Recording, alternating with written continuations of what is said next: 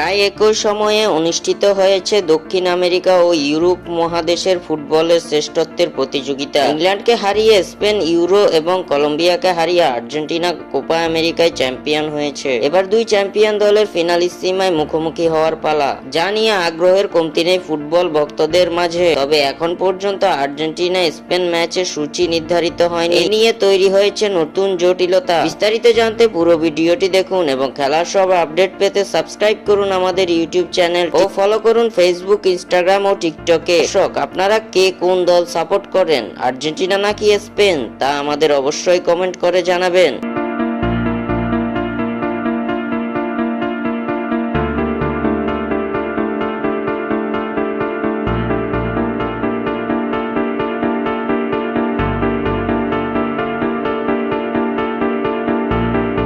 ধারণা করা হচ্ছিল 2025 সালের মাঝামাঝি সময়ে হবে ফিনালিসিমার তৃতীয় আসর। 2025 সালের 15 জুন থেকে 13 জুলাই পর্যন্ত আয়োজিত হবে ফিফা ক্লাব বিশ্বকাপ। এই টুর্নামেন্টের আগে বা পরেই ফিনালিসিমা আয়োজিত হওয়ার কথা, তবে চূড়ান্ত সূচি এখনই জানা যাচ্ছে না। এর আগে ফিনালিসিমার গত আসর আয়োজন করা হয়েছিল ইংল্যান্ডের ওয়েম্বলিতে, যেখানে কোপা চ্যাম্পিয়ন আর্জেন্টিনা 3-0 গোলে হারায় ইউরো চ্যাম্পিয়ন ইতালিকে। তবে ফিনালিসিমা কোনো মেজর ট্রফি নয়, ফিফার দৃষ্টিতে এটি অন্য 8-10টা সাধারণ প্রীতি ম্যাচের মতোই। তবে দুই মহাদেশের চ্যাম্পিয়নদের লড়াই নিয়ে ফুটবল ভক্তদের মাঝে উন্মাদনার যেন কমতি থাকে না, বরং দুই চ্যাম্পিয়নদের মধ্যে কোন দল সেরা তা জানতেই তারা রোমাঞ্চ অনুভব করেন। দুই মহাদেশের চ্যাম্পিয়নদের নিয়ে ফিনালিসিমা প্রথমবারের মতো আয়োজন করা হয় 1985 সালে। এরপর 1993 সাল থেকে সেটি আবার বন্ধ হয়ে যায়। পরবর্তীতে 2022 সালে ফের দুই মহাদেশের অভিভাবক সংস্থা কনমেবল ও ইউএফার সম্মতিতে আয়োজন করা হয় ফিনালিসিমা,